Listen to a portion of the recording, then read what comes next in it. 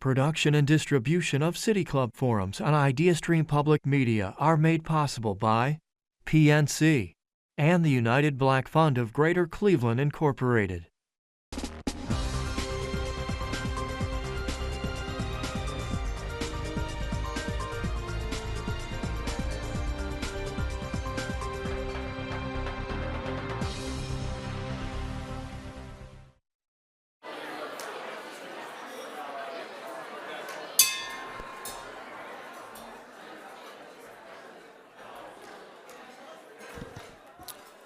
Good afternoon, and welcome to the City Club of Cleveland, where we are devoted to conversations of consequence that help democracy thrive.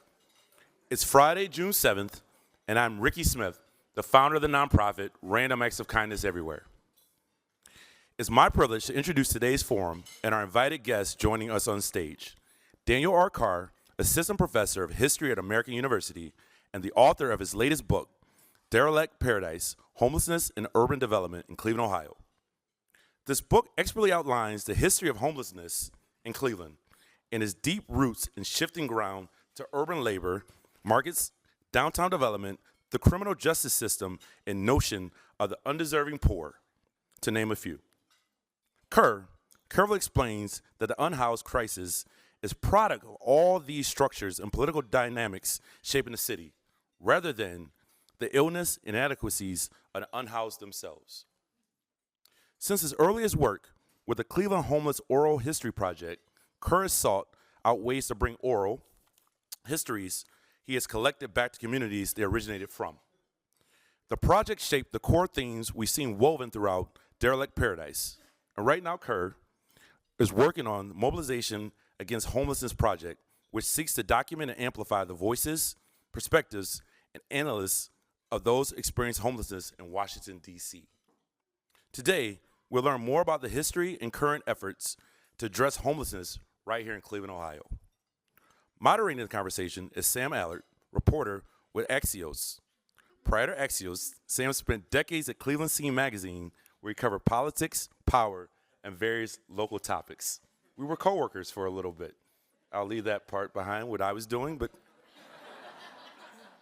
if you have questions for our speaker, you could text it at 330-541-5794. Once again, that's 330-541-5794, and City Club staff will try to work it into the second half of the program. Now, members and friends of the City Club of Cleveland, please join me in welcoming Dan and Sam.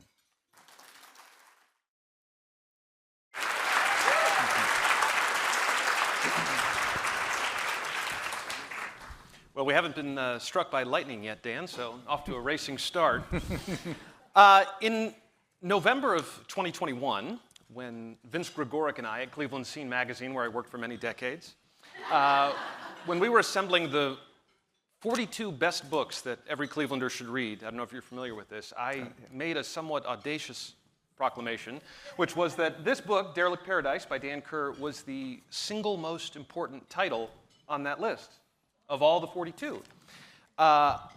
There are so many epiphanic moments throughout, I'm quoting myself here, that utterly reshape or reinforce one's conception of Cleveland and its leaders. This masterwork will remain a vital source of reality for those who don't wish to live in the matrix. So I'm a bit of a super fan, if you hadn't gathered, and it's a real honor to be sharing the stage with you this afternoon. It's also, I should say, an honor to see so many family, friends, neighbors, and comrades in the struggle for justice here this afternoon. So thank you all for joining us.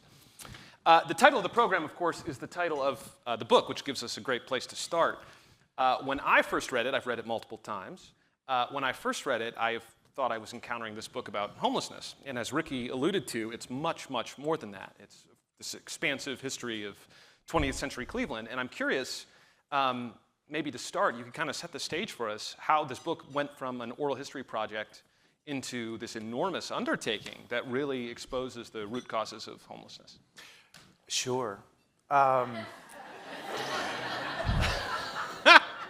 think really, I mean, honestly, the very first time I probably started thinking about the questions that informed this book were probably as a child driving down from Cleveland Heights downtown through what looked like a war zone.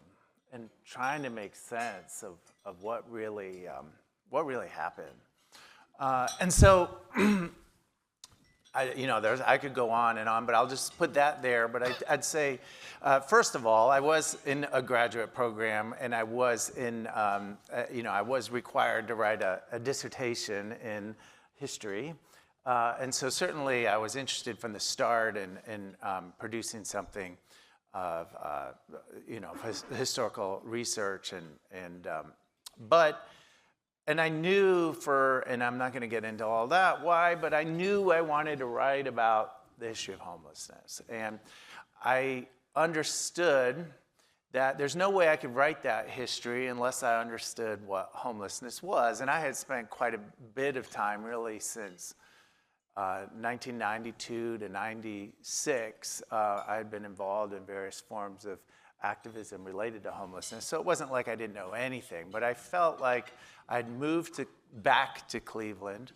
Originally from Cleveland Heights? When I was 4, I moved there. But I moved back to Cleveland in 1995, and I started a project called Cleveland Food Not Bombs in January of 1996.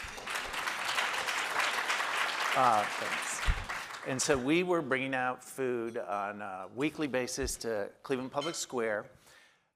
And I was very interested in creating a city club of sorts on Cleveland Public Square, where we were sitting and we were talking to one another around food. For us, really, the discussions around the food were in many ways just as important as the food itself. And I was hearing a lot of interesting stories. We talked a lot about everyday things that Clevelanders talk about the sports and all of that. But we also I was starting to hear about people's personal experiences, their assessment of what's going on. And I was also learning about the field of oral history, and I was interested in understanding if oral history could be relevant here and trying to understand these experiences. And so I brought out a recorder, and my misunderstanding of what oral history was at the time, or I should say I've reinterpreted the field, was that it was a life history. But what I quickly learned was that sitting down with people who were unhoused and asking them about the life history mimicked the intake interview of a social service agency. Mm-hmm. And I didn't have any resources to offer. I was a grad student who was basically making $1,850 a semester. Approximately. Yeah. So I didn't have much to offer. So at one point, this guy said to me, well, what's in it for me? Why am I even telling you this? So I decided that I was going to bring down a video camera and a TV, and then rather than me just being the one that was getting the interviews, that I was going to start asking folks, instead of about their life history, about what they thought the causes of homelessness were in Cleveland. And then I set up another TV on the other side of this little section of Public Square with a VCR. I found an electric outlet. Didn't ask permission, but I just found it. And I played those videos, and so that they would know they weren't just talking to me, they were talking to one another. And through that process, we started doing many of those short-form interviews. I started taking these interviews to the drop-in centers, to the shelters, and we developed the themes that were critical, and that was the transformation of the downtown business district and the loss of all of the affordable housing, the rooming houses, Skid Row hotels that had been downtown. To make way for these new, beautiful stadiums and whatnot, to make it a playground for the wealthy. We talked about the transformation of the neighborhoods that they had grown up in. Many had grown up in the Huff neighborhood, Fairfax, et cetera, and had seen the decimation of the arson epidemic of the 1970s, and the demolition that had taken place, and the loss of all the housing units, and the gentrification on the near west side that had taken place. So we talked about that. We talked about the rise of the criminal justice system and the expansion of the prisons and the rise of the war on drugs and the impact that this had on people's lives, both going in and out of prisons, but also having these criminal records that stood with them and impacted their ability and capacity to get jobs, to get housing, to be a kind of stigmatized labor force. We talked about the rise of the day labor industry and how people were working and not getting paid. They were essentially working in all kinds. The most common job of all the people I interviewed, men and women who were living in shelters and encampments, was punch press operator. And they were working for Minutemen and Ameritemps, and they were making less. We calculated all the hours they were spending from the moment they arrived at the day labor agency to the moment they came back, to the amount that was in their check after all the fees were taken out for their transportation. It was $2 an hour. And so folks were talking about how it went from being able to get jobs that you could afford housing to these jobs that are extraordinarily exploitative. And then we talked about the rise of, I should also say we talked about the criminalization of poverty itself. And how part of the problem is if you want to have all these new stadiums and the convention center and bring the business traveler to Cleveland and the shoppers downtown to shop, eat, work, and play, that they don't want to see extreme poverty on the streets. And so how are we going to push that off to the side and manage that, right? And so that also was about the history of policing that poverty, but also of creating the shelters. And so the shelter was very, the logic behind where 2100 Lakeside was set up is the same logic that has been used over the course of the 20th century, and I think we're going to get to this, but was to put folks in a light warehouse district that was non-residential, that essentially warehouse human workers that would go off to the day labor agencies during the day. The two biggest things that people talked about and the two biggest themes they wanted to work on were on the day labor issue, which was their working lives, and the degrading treatment in the shelters that they were experiencing on a daily basis, which many of them wanted to stay out of. The shelters, everybody I've talked to, and this continues in Washington, D.C., refers to the shelter as akin to the penitentiary and the prison, as an extension of the prison system, right? That is a form of institutionalization for extreme poverty. So we frequently talk about homelessness as being a product of deinstitutionalization of the asylums, but in fact, what we've seen with the rise of homelessness is the re-institutionalization of extreme poverty through these two institutions, the prisons and the shelters, which are working alongside one another to contain and control those who are experiencing various forms of poverty. And so the shelter was located there because it was not in a residential area and it was easy to get downtown, but it was also pushing people off the streets downtown. So how did this, so the question is, where did this come from? How did we get here? So in other words, the direct experience of the folks you were interviewing really guided your research. Yeah, those were the themes that shaped the entire book, and that all came from the oral history. Well, let me ask you this. So everyone you were, certainly this was in the 1990s, people of all ages you were talking to, but no one was 100, 120 years old. Why, why did you choose to start back in the 1870s, 1880s? Why start there? Well, the oldest person I interviewed had arrived in 1940s to Cleveland from Appalachia, and he talked about the loss of the Skid Row hotels that he had spent many times. Ralph Pack. I did plays with Ralph Pack at Near West Theater, believe it or not. And so he was a wonderful storyteller. But one of the things obviously if we're thinking about where do we begin, many would say, hey, let's start with Ronald Reagan's administration because that's really kind of where you see the re-emergence of the public spectacle of homelessness in the public consciousness. Or we could go back to Richard Nixon and talk about the rise of the war on drugs and his role in that and the policing strategies that impacted communities. Also, the Community Development Block Grant Program we could talk about. Oh, geez.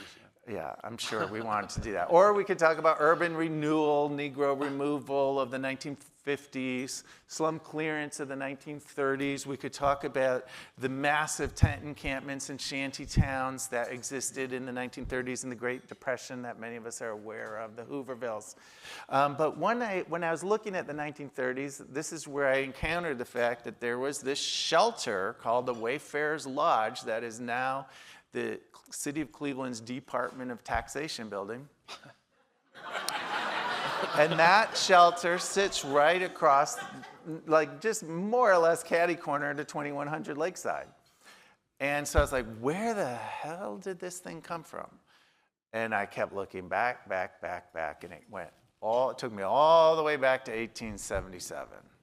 And so that's where the story begins. Okay, great. Well, and so the Wayfarers Lodge was, to me, it helped explain kind of patterns in the future in the respect that private agencies basically took it over from the Public Relief Department, correct?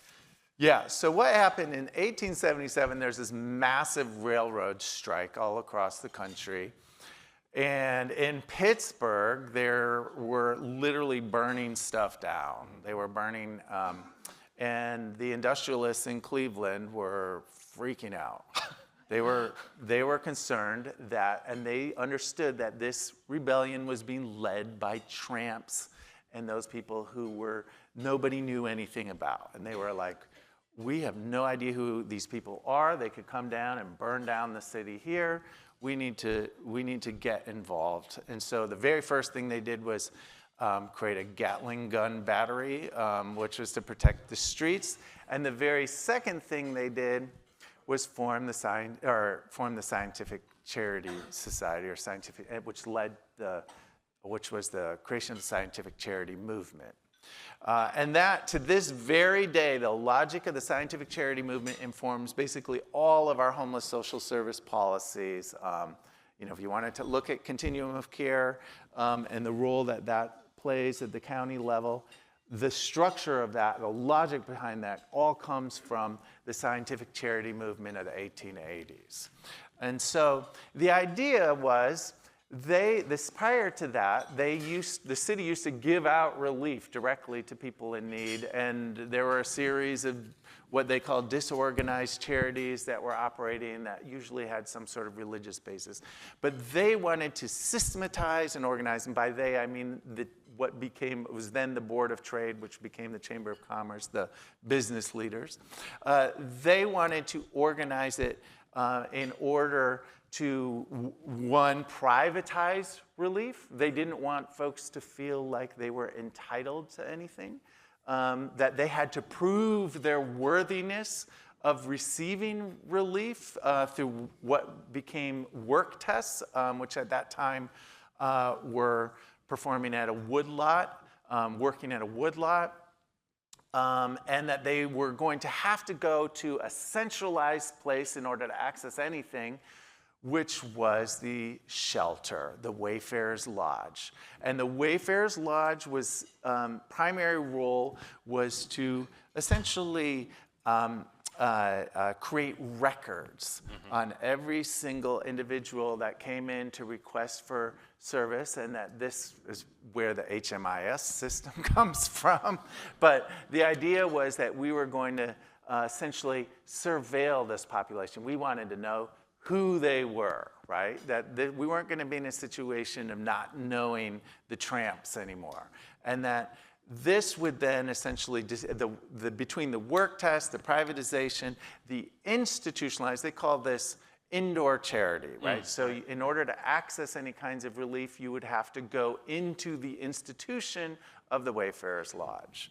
The problem is, at first, they couldn't really get charities to cooperate because they didn't really have any incentive. And I think it's around, the board itself of trade wasn't that organized, and it was by around 1893, I think, where they formed the Chamber of Commerce. And shortly thereafter, they do what's called the Community Chest campaign, which later becomes United Way. And the idea is that they needed to control the purse strings in order to control the charities. And so it wasn't really until about 1922 that they had fully privatized the system of relief under the Associated Charities, that the Wayfarers Lodge was kind of their central institution for determining who was worthy and who was not, and where they were going to gather all this data, that they were going to maximize efficiency. They were constantly trying to police anybody who was giving relief outside of their system. They hated panhandling because the idea that someone was giving someone else something, or that anyone went down to share food on public square, that was a big problem. So they did that. But the problem was, in the Great Depression, this whole system, they were literally saying in the Great Depression that they were going to keep this going, that Cleveland was the most efficient at providing relief and service, that we were giving less to everybody than anyone else in this country, and isn't this great? And so the people rose up, all across, and they knew who was, they referred to the Associated Charities as a spine organization. And so, and they went on protests on City Hall, on Public Square. Am I talking too much? Well, no, this is good. I thought maybe I'll zoom out just a bit. Okay. I think we're aligned pretty much here in recognizing the delusions of local elites and the inefficacy of their plans to solve homelessness, solve poverty. And I think one of my key takeaways from the book is sort of an organizing principle that actually helped me a lot with my reporting in the 2010s and 2020s. This idea that the prerogatives of urban development, the elite prerogatives of urban development, whether, as you describe, urban renewal, luxury housing, pro sports stadiums, whatever it may be, that happens in conflict with prerogatives for social and economic justice. And I think that's a theme of the book that's really important. But why, so you're describing all this stuff back in the 1920s, but almost, as I'm hearing you talk, so much of that persists to this day. Oh, gosh, yeah. What's going on? Why aren't they getting the hint? What's going on with these elites? Why can't they understand that that's not the way to do it? Well, that's a question to ask the elites, but I will say,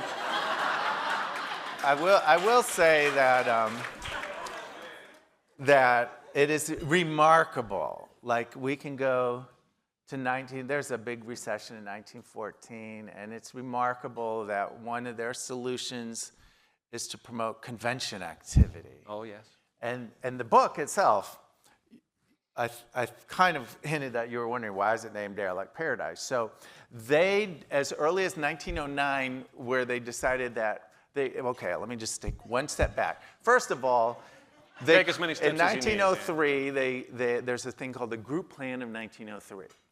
And they demolished two major working class neighborhoods that are downtown. One is called the Hamilton Avenue Segregated Vice District.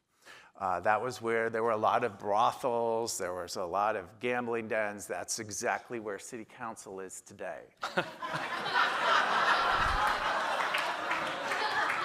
And so that was also the most integrated neighborhood probably in the city. That's where Chinatown was. They demolished that to make way for the city council, for the downtown mall, and for what became the public auditorium. It took them a minute till 1909 to decide, hey, conventions are the way. But since 1909, I just read a couple of, I think it was maybe even yesterday's paper, someone talking about how beautiful our convention center was, but that the unhoused were, making it look bad. And so, so they wanted to promote business travel, to promote Cleveland as a place to shop and buy, right? And so they built the public auditorium, and then they soon decided that they needed a stadium, which they... Just one? Well, at the time, they wanted a really big one. They wanted the biggest one in the world. No kidding. Cleveland Municipal Stadium. And so the Great Depression hit, and the very first public works project was to build a municipal stadium, because we could build this and it would be on the cheap. Let me stop you before you go too much further. Can I just say one last thing? Please. This is like, to me, the peak of how absurd and insane the business elite are, right? Yeah. And I think if you just think about this. So this was their plan for getting out of the Great Depression. And this was from the Convention Bureau and Come to Cleveland Committee had written this in their 1931-32 annual report. And they wrote that conventions stimulate local confidence and increase local buying and spending power. They optimistically proclaimed that 1931 indicated the Depression can be minimized by persistent convention activity.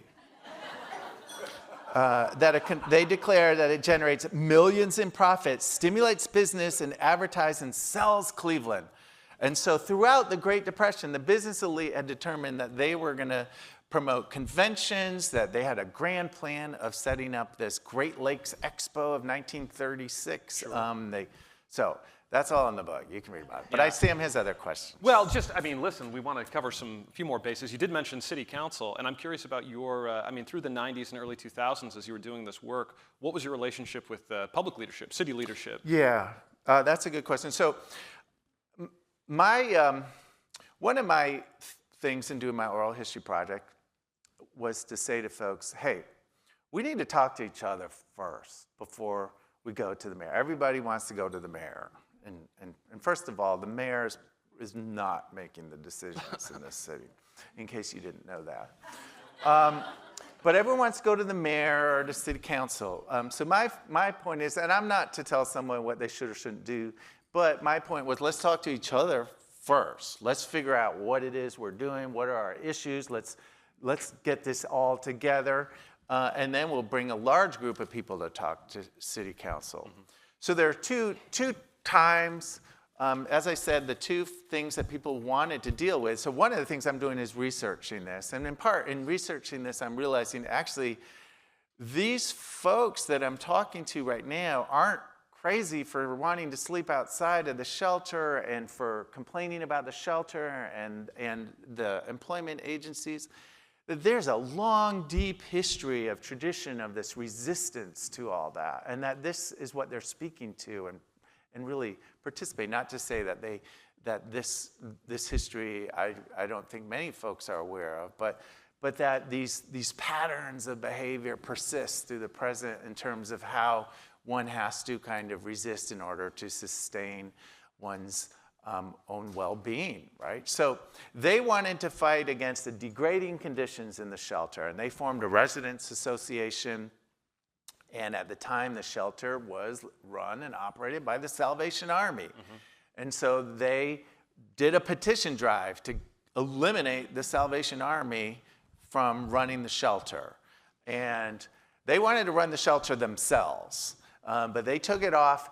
They went to city council, and there was hearing, and generally city council, I guess they might have listened. I don't know who listened, but eventually they replaced the running of the shelter to Lutheran Metropolitan Ministries.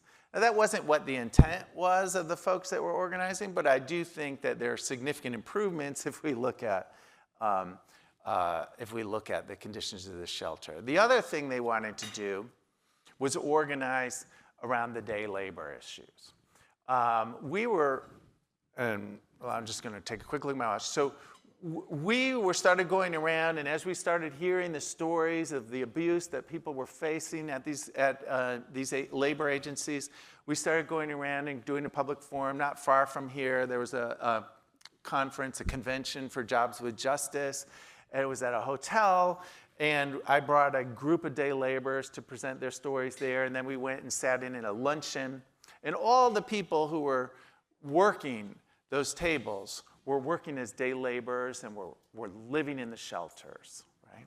And the people who I brought knew them. And so fortunately, that was a unionized hotel that was unionized by the Hotel Employee Restaurant Employee Union. Here, right? Here. Yeah. At the time, it was Local 10. The president was Ken Ilgen. We brought him over, and we're like, hey, look, this is what's going on. And he was rightfully so shocked. And so he was very interested in the possibility that, hey, what if we did something different where we created a community hiring hall where the unions, SEIU was interested because all of the workers who clean these stadiums, that when you go, those are mostly unhoused day laborers, right? They're sent from Minutemen. They were interested in figuring out how do we improve those workers' conditions. And so we had a hearing. It's Cleveland City Council. Not many city council members showed up, but we did produce a report. We did, Dennis Kucinich was there, to his credit. He showed up and he spoke about his situation. That was on, I think, September 7th, 2001. Inauspicious. And so what happened was then the hotels collapsed after September 11th. The business did. And so the hotel employee, restaurant employee union wasn't able to support, but we did. We worked hard with United Labor Agency to set up a community hiring hall. We worked hard to try and get some sort of legislation to regulate the day labor industry, but what was then called the Greater Cleveland Growth Association, GCP now, viewed that as one of the primary threats that they had to address. And I knew that because a good friend of mine worked there. And so we had City Council didn't do much. For a little bit, for a short moment, Cleveland was using the community hiring hall to do the landscaping work. Okay. But as I understand it, and this was after I left, but as I understand it, Mayor Frank Jackson's administration, over a bid of a difference of $1, gave the contract to a for-profit employment agency. But the idea was that you could, in fact, work in many different jobs. You know, inherently cleaning the Browns stadium, there's only 8 games a year, right? Or 9, I don't know how many these now, but there's not that many times. But then there's also, you know, cleaning all the other stadiums, all the different kinds of work. These workers were working a lot, right, in different kinds of positions that they could, in fact, get living wages and benefits. There wasn't any reason that that wasn't possible, but just because we have this structure, and I will say that the employers, they want cheap labor. You know, they don't want kind of workers to be organized. That this is, if anything, part of the message of my book is that to make changes going to require organizing and struggle. It's not going to be because we go to city council and they're like, oh, that's a good idea, right? Exactly.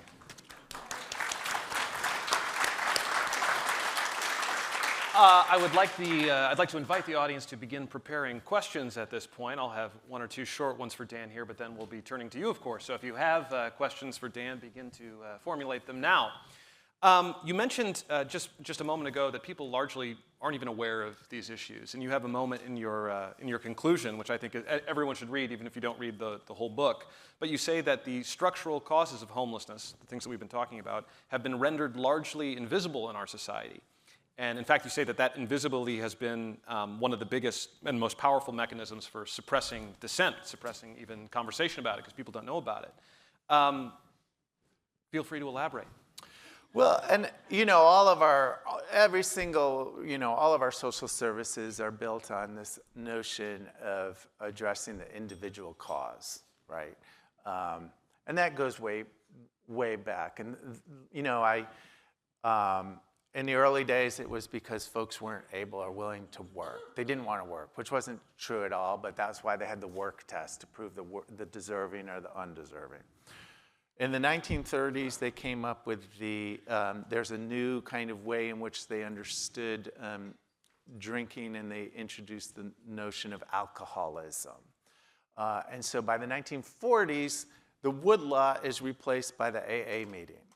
Right? And so that really persists all the way up through, at least certainly close to the present. I think we might be in an interesting moment of change right now. I'm not sure. But The idea is that we have to fix the individual, the personal, that whether it be that they're morally, need fixing, or whether that they have kind of a medical pathology, that's the issue. And so when things are outside of that, it looks a little crazy. When people decide to sleep outside, there's many, you can go to the Plain Dealer and find important figures saying that these people are insane. They need to understand we have a shelter, but those people know there's a shelter. I guarantee you that. But we never think about, hey, what about all these urban elites that are coming up with the same solution over and over again that has clearly not worked? Like, nobody ever thinks that's insane. Well, maybe you do.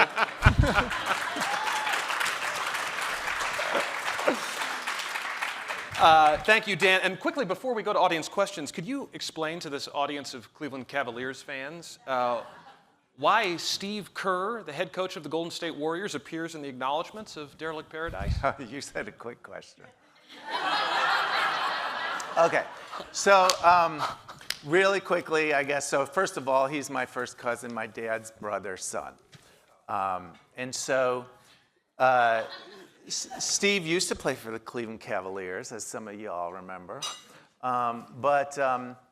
I think actually, and as those of you who follow sports may know, that he is very kind of vested and interested in issues of gun violence, etc. So it's definitely a person who cares a lot. And I think to understand where both of our, certainly both of our kind of commitments come from, we really have to look at our mutual grandparents.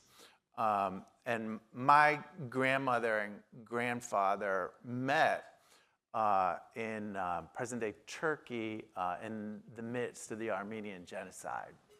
Why they're there is a somewhat long story, but that kind of they ended up moving to Beirut, Lebanon. They had set up an orphanage for Armenian children that had lost their parents in the genocide in Lebanon. But that, to me, really the kind of that understanding of those deep traumas that were part of that, And then my cousin's father himself was assassinated as the president of American University of Beirut, and that, of course, had a deep impact on him, but also on me as well. So, I think that those experiences certainly shaped my own role. When I asked him and I said, hey, can you support, so they donated $5,000. So from 1999 to 2004, that was the money that paid for all the recorder that I was using, the video cameras I was using to do that work. So, Thank you, Steve Kerr. Yeah. Here I was thinking it was a nice, lighthearted question. Folks, we're about to begin the audience Q&A. For our live stream and radio audience, or those just joining, my name is Sam Allard. I'm a reporter with Axios and moderating today's discussion. Joining me is Dan Kerr, Assistant Professor of History at American University and author of Derelict Paradise, Homelessness and Urban Development in Cleveland, Ohio. We are discussing the history and current efforts to address homelessness right here in Cleveland. We welcome questions from everyone, City Club members, guests, students, and those joining via our live stream at cityclub.org or radio broadcast at 89.7 WKSU Idea Stream Public Media. If you'd like to text a question for our panelists, please text to 330-541-5794. That's 330-541-5794. And City Club staff will try to work it into the program. May we have the first question, please? Hello. Our first question is a text question. It says, the city of Cleveland recently announced they were testing a pilot program called the Universal Basic Employment. It will guarantee a job paying $50,000 a year to 100 Clevelanders. Do you see this being a more effective solution to reducing homelessness than, say, its sister program, Universal Basic Income? Well, first of all, let me just say, if that is true, and if folks are getting jobs that pay $50,000 a year, that would be effective, right? I don't think any of us would disagree with that. One of the things that one would need to be wary of is whether that is a false promise or not. If that is true, great. I don't necessarily think that that has to be exclusive of a universal basic income either, because there are many folks that won't be getting those jobs from the numbers that I heard. And so,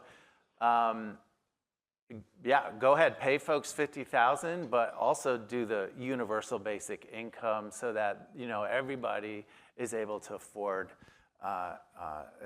you know, at least have greater ability to afford housing, if not be able to. Hello, everyone. My question is in line with your statement about organizing the struggle. Many of us in this room in unhoused services understand that the fastest growing population of unhoused individuals are the aging.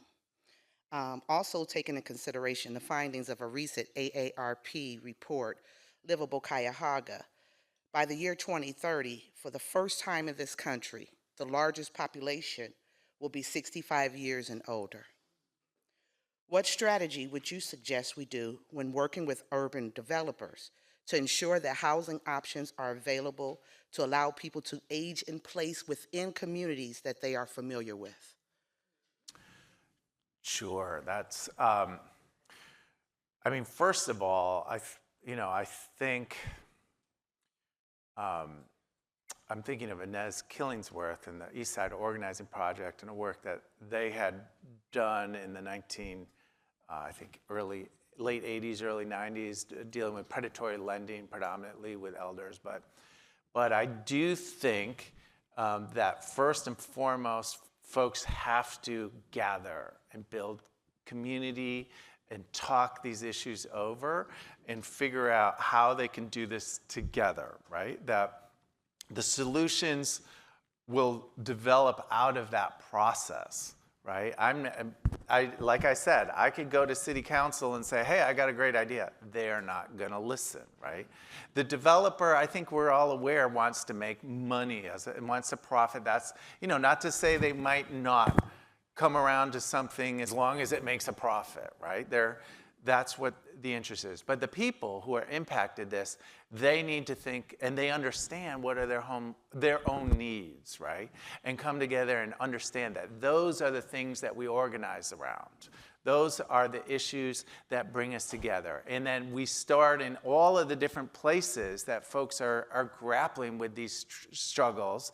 And you start there at the very base, right? And then you start interlinking and seeing how your struggles are related to those who are alongside us, right? Who are also facing problems, accessing the means to survive, right? And so that's then where we then start linking up, right? And that's then where you get 15,000 people gathered outside of a single person's home to prevent an eviction. And that happened in the 1930s, right? And that's why we have there were significant changes that resulted from that, right? But, you know, it's never the change everyone really expects or wants, but it's also creates different, improved conditions, and things are, you know, we like to think that things are not, you know, I recently read the strategic plan for homelessness that came out last year. And the idea is that these were past problems of things. These are ongoing struggles, right? I mean, I think it's safe to say that if you are going around the city and you look and you see every single vacant lot used to have a home, used to be a community, right? People used to live there, and that those were demolished. All of those buildings that we see in Cleveland Clinic, like that are brand new or at least built since the 70s, were built on a community of people, right? That those were displaced communities. So if we look at all of the continual displacement, the ongoing displacements and struggles that happen. Just recently we understood the trailer park that was demolished and removed to beautify the lakefront. These things are ongoing, right? And so what we need to do is figure out how do we build our voices up, amplify our voices, get all of these folks together. We're going to lose certain struggles as we've seen, but that doesn't mean we stop struggling, right? And that's what the only way forward, right? And I will say, I've been going through photos, and if you look at the devastation in particular that took place in Huff and Fairfax, that is a war zone, right? That's why chapter 6 here is called A Bombing Run. But look at those photos and then look at the images we see in Gaza and in Ukraine, and it's not that much different, right? And so I think we need to start seeing we need to see our struggles as important, not as individual, not just they're impacting others.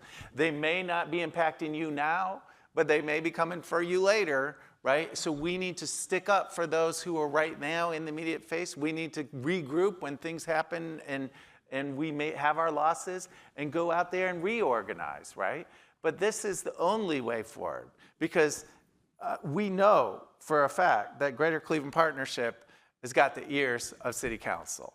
They just passed some law, or they were trying to, at least. I don't know if it's passed yet. They passed it, I don't know if it's been signed by the mayor, to allow for $3,000 donations to their campaign.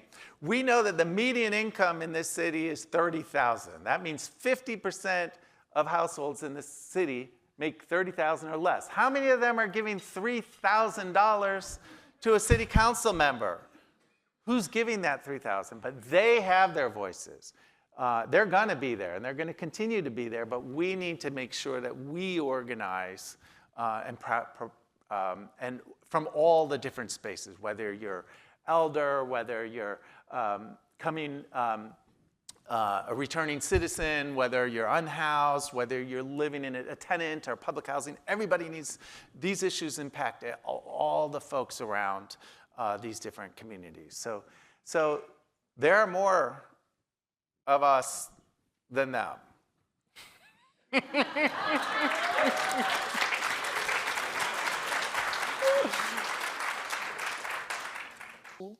I'm here with several students who are working on a capstone project that's due in a week.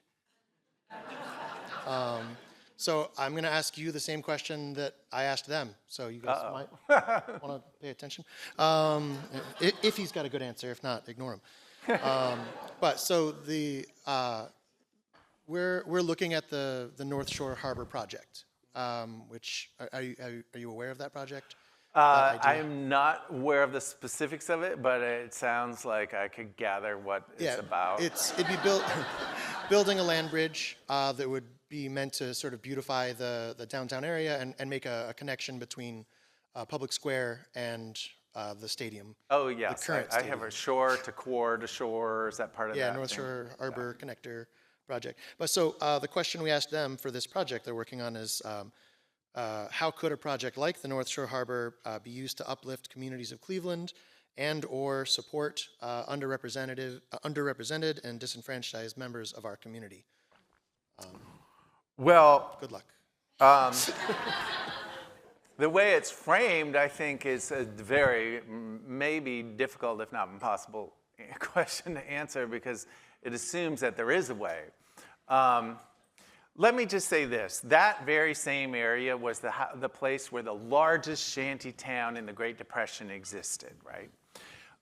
That was the place they wanted to get rid of, to clear that out, to make it pretty for the Great Lakes Expo, the very same location where I'm assuming we're talking about the Rock and Roll Hall of Fame, Science Museum, et cetera, all that. That's where that shanty town was.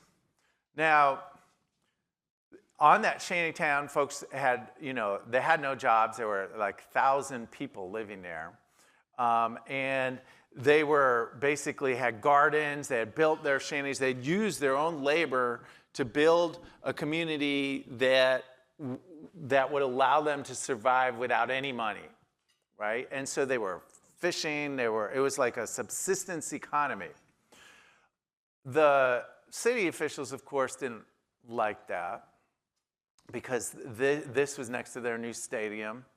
They wanted, and so what they did was they used the public dollars that were coming in first from the Civil Works Administration and then through the Works Progress Administration during the New Deal to pay the shantytown dwellers to clear the shanties. So the work, think about this. Who's actually doing this work to build the vision for the business elite? This kind of utopian vision, which is I warn you, is deranged. It's pathological. You know, this vision of we're going to make downtown look real pretty. They've been talking about this since 1899, right? How has that helped us much? Has that helped the communities on the Near East Side? Not at all. It led to the clearance for the creation of the Cedar Central. When they first built Cedar Central, they designed that and built that thinking that would be white-collar workers. It was originally racially segregated. The first tenants of Cedar Central were all white. And their goal was that this was going to become like the luxury condominiums that we talk about downtown to bring, you know, the office workers to downtown. You keep talking about the council, but we also have a mayor, and the mayor is a leader. And he seems to have concentrated on downtown, as you're talking about, this shore to core nonsense, taking all the taxes from most of the downtown and going to be throwing it into the lakeside and to the riverside for 2 billionaires. We've got 3 billionaire owners of sports teams here. They all want either improvements or new stadium with the Haslam's. It's insane, beyond insane, but no one seems to be bothered by it much. And certainly, there's no one in the newspapers that are taking it, or the silly news on television, which is how can we be more smiley and laughing? It's just so incredibly out of, as you say, insane. Hi, my name is Daniela Costa. I'm with DNA Rising, and we serve single moms and veterans rising out of homelessness by renovating houses so that they have somewhere to go when they are ready. And my question for you is, first of all, sir, I appreciate that you keep it very real. And I think my biggest question is that, you know, as we're discussing where these policies and all of these restrictions come from, and we talk about, you know, the business elite, and, you know, how we wish that they had more awareness or were more in touch.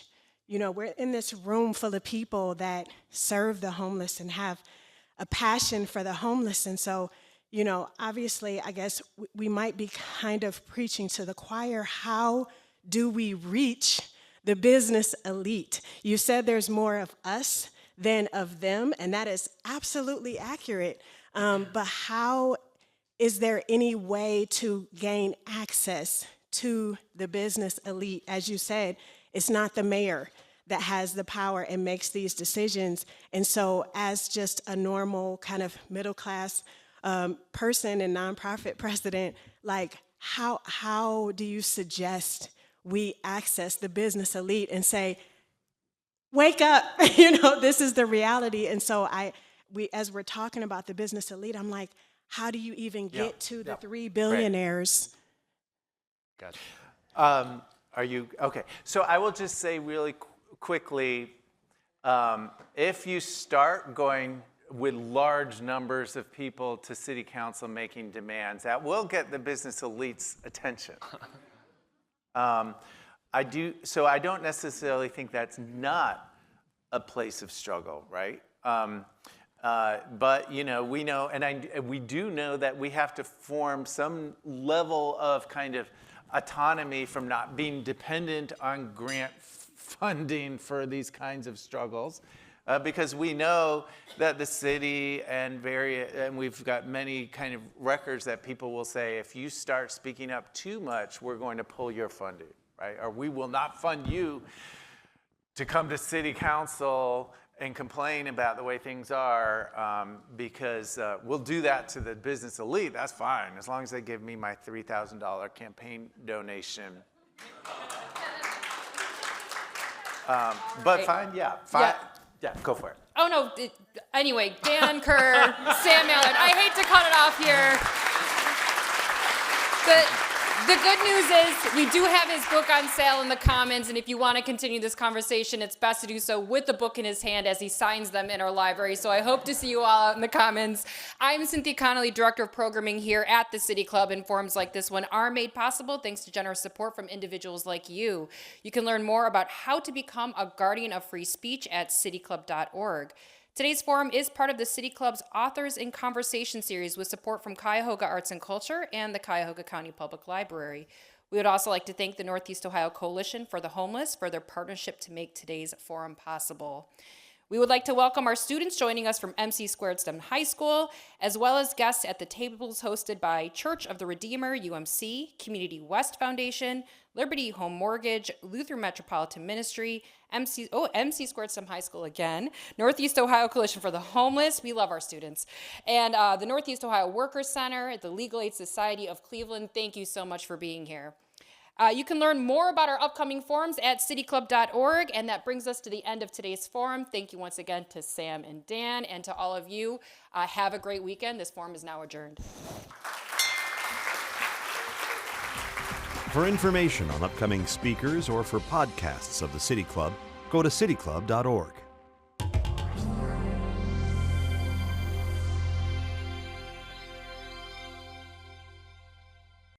Production and distribution of City Club forums on IdeaStream Public Media are made possible by PNC and the United Black Fund of Greater Cleveland, Incorporated.